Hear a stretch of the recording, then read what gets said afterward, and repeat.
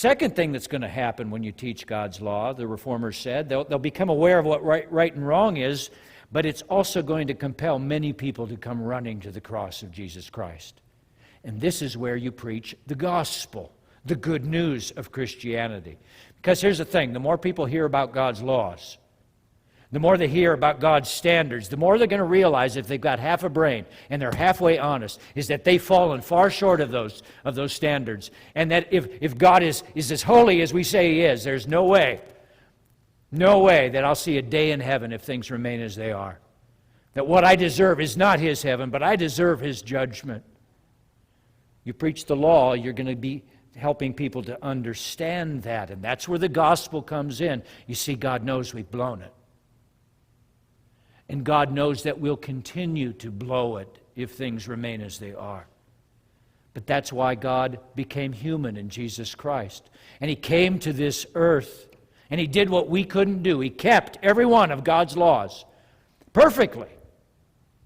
And then Jesus took His perfect life, and He traded it in exchange for my imperfect life. And now if I just come to God through Him and ride on Jesus' coattails, I'm forgiven. And God, my Father, will welcome me. And not only that, but Jesus will come and live inside of me, and He'll begin to teach me and train me how to live the way I was created to live. Wow. I don't know about you, but that's good news.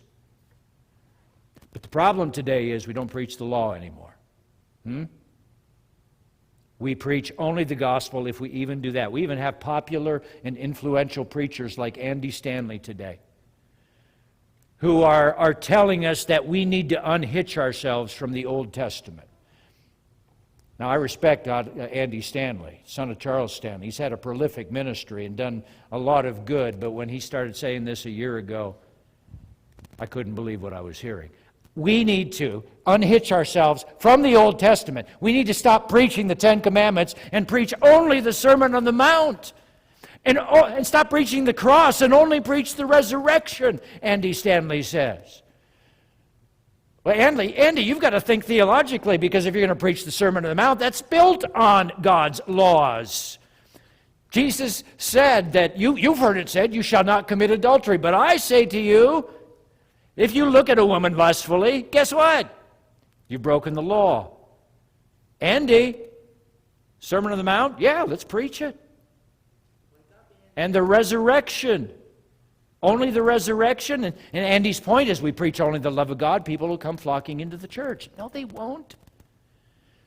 Again, we're sinful, swarmy little creatures. Turn to your neighbor right now and say, you're a sinful, swarmy little creature. And what that means is that you and I are looking for any excuse to kick God to the curb. Yes? And so if all we do is teach God's love and we never teach His law and His judgment and His holiness, people will say to themselves, in their sinful, swarmy nature, they will say, I'll just wait till I need Him. I'll call 911 when I'll get around to that. It's not going to happen. That's not how it works. Oh, Andy, please, you pray for Andy Stanley. This is madness.